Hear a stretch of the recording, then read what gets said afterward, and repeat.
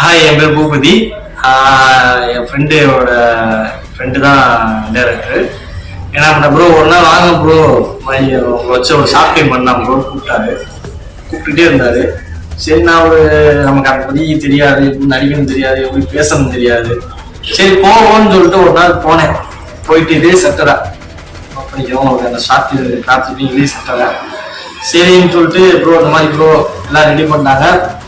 Director சொல்லிட்டாரு, நாங்கள் உட்காந்துருந்தாங்க, script கொடுத்தாங்க. சின்ன படிச்சு பார்த்தேன். கிட்டத்தட்ட 10 டேக் நான் மட்டும் வாங்கினேன் நடிக்கிற புதுசுல. அதனால 10 டேக் வாங்கினேன். சரி, கேமராமேன் வந்து தலையை அப்படியே கை வச்சிட்டாரு. இதான் அந்த பையன் நடிக்கிறப்போ காலையிட்ட போயிருமோ சொன்னாங்க. சரி, நடிக்க மாட்டாங்க. ஓகே பண்ணிட்டாங்க. ஓகே பண்ணிட்டு சரி ஒரு 2 நாள் கழிச்சு மறுபடியும் கால் வந்துச்சு. ப்ரோ எங்கே இருக்கீங்க ப்ரோ? எப்பயும் கூட வீட்டில் தான் ப்ரோ இருக்கீங்க. வாங்க ப்ரோ கிளம்பி வாங்க சொல்லி வாங்க. ஹைவேல நிற்க வச்சாங்க.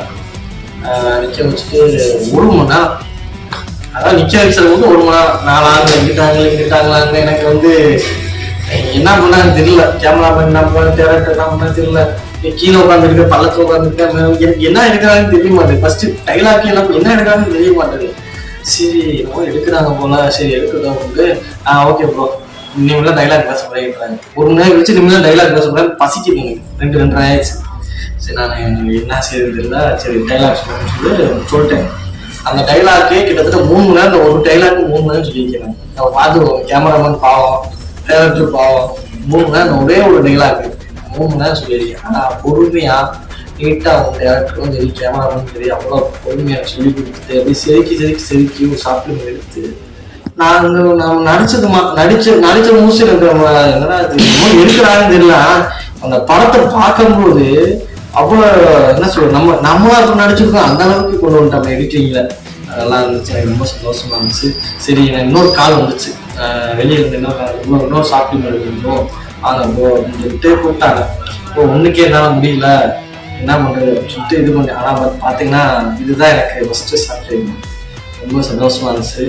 மனைவியவா படத்தை பார்த்துச்சு. எல்லாரும் ஃபோன் எனக்கு இந்த பேசாதவங்க கூட பேசி இந்த மாதிரி நல்லா நடிச்சிருக்கீங்க, வெளியே நல்லா இருந்துச்சு. ஃபேமிலியிலேருந்து ஏற்பட்ட பேர் காலிங், ஏற்பட்ட பேர் நல்லா பண்ணியிருக்கேன், சூப்பராக சொன்னாங்க. நடிக்க வச்ச டேரக்டருக்கும்